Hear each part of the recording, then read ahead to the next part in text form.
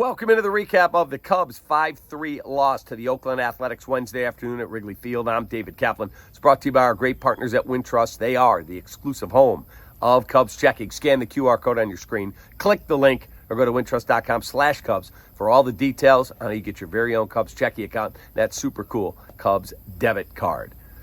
Folks, they lost 5-3 to a terrible Oakland A's team. They gave up a 3-1 lead. They allowed them through the failings again of the Cubs bullpen to tie the ball game in the 7th. They win it in the 8th.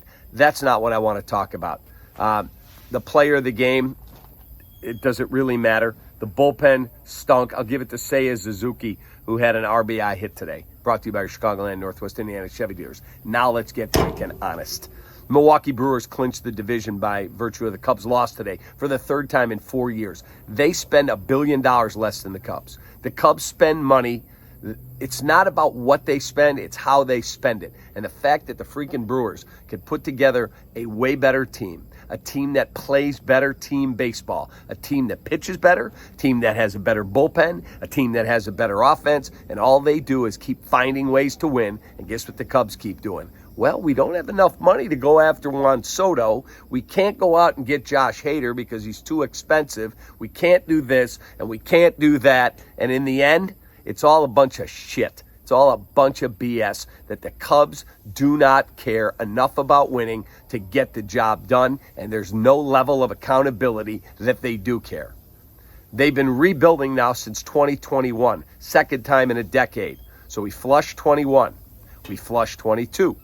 We came up short because they didn't want to add to their bullpen in 23. We flushed 24 because they didn't have the money to go get a closer. They've blown 25 saves. 25. 18 of which have turned into losses. Think about that for a minute. The ATM machine known as Wrigley Field,